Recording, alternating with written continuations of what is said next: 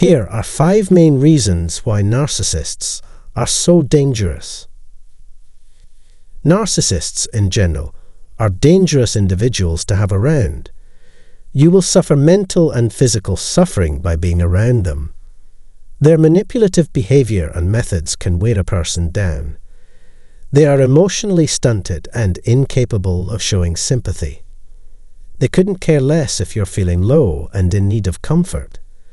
Narcissists grow irate when you express yourself and set limitations because they believe they have lost power.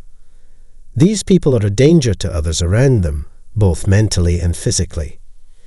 Narcissists are destructive by nature and tend to leave a mess in their way. They're just like the wild, uncouth savages and vicious predators that use you to obtain what they want. As soon as they get it, they will abandon you to starve to death. Just what is it about narcissists and narcissistic relationships that is so risky? When it comes to them, should you be scared? Let's watch today's video and find out. I'll be discussing the 5 main characteristics of narcissists and narcissistic relationships that pose such a threat in today's video. If that piques your curiosity, click the subscribe button to receive notifications of new uploads to my channel, and click the bell icon to ensure you never miss anything. The number 1, narcissists are harmful because they corrupt and undermine their victims' sense of who they are and how they should feel about themselves. They completely uproot a person from their earliest memories. When a victim ends a toxic relationship, they become unrecognizable to themselves. Unfortunately, it takes a long time for people to regain their identity, learn to embrace the truth of their experiences, and begin to reconstruct their sense of self after trauma. Narcissistic abuse, in my perspective, is like having all of one's insides sucked out. The many and varied elements of it. Number 2, the narcissist's deliberate, calculated, and premeditated cruelty. The narcissist's failure to empathize, lack of remorse, eroding boundaries, gaslighting deception, future fake loud bombing, and subsequent devaluation and rejection. They can all drive a person to insanity. A victim of a narcissistic relationship will suffer the most moral injury possible due to the complexities of the partnership's dynamics. It causes brain damage. The damage to their brains prevents them from thinking clearly. Their ability to control their emotions is disrupted and shifted. Everything a person relies on to survive is attacked and destroyed. Narcissistic abuse is terrifying, revolting, and traumatizing because it may cause someone to reach rock bottom when basic tasks like brushing their teeth become impossible. Number 3, narcissists are genuine parasites. Like leeches, narcissists latch on to their hosts and drain their blood. As for the supply, the narcissist drained you of your blood. Only for the sake of feeding on them does a narcissist stay with or retain a supply in their life. Finally, we might ask, what does it make them? In a word, yes, one who preys. Just a predator that feeds only on its victims.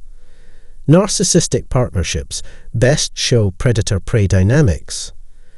People who are narcissistic perceive you as something to exploit, to take advantage of, and to take. All that matters is how useful you are to someone else. Once that's accomplished, you're abandoned, broken, and forgotten, with no idea what happened to you on the inside. What, in your opinion, makes a narcissist so dangerous, before we go on to number 4? In what ways have you seen the world? And I want to learn more about how these folks operate in various contexts to comprehend better and appreciate them.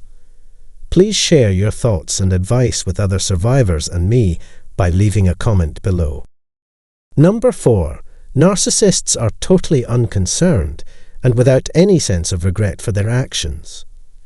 Neither they nor you perceive their responsibility for your alleged cheating connection with them. Additionally, you suffered all the losses you did because of them. They make you the issue while also justifying their actions to themselves. You're expected to carry the load alone. You stand out as the one who is flawed, and the consequences reach well beyond that. It's not just done on an individual basis. You're also subjected to triangulation and a smear campaign at a larger, more systemic level.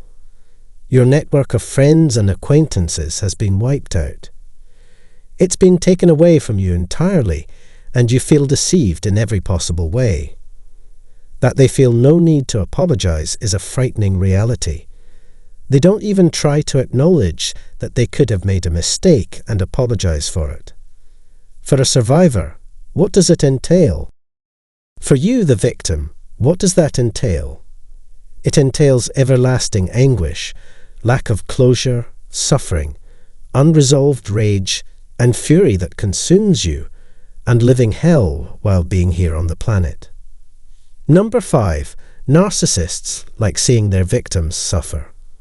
Witnessing your suffering gives them a sense of power over you. To put it simply, it gives them a sense of authority. They're left with a warm, fuzzy feeling all over. They appear to derive some type of pleasure from seeing you suffer. Unconsciously, this is a defense mechanism against their overwhelming feelings of weakness and lack. From the perspective of the recipient, this must be a terrible ordeal.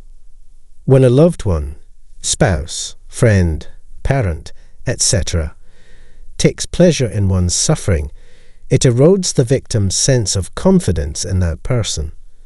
Experiencing something like this is the very worst thing that can happen to a person. Having said all that, it's equally crucial to remember that narcissists are, at heart, insecure people. You shouldn't be terrified of them, since they are the most helpless person you will ever encounter.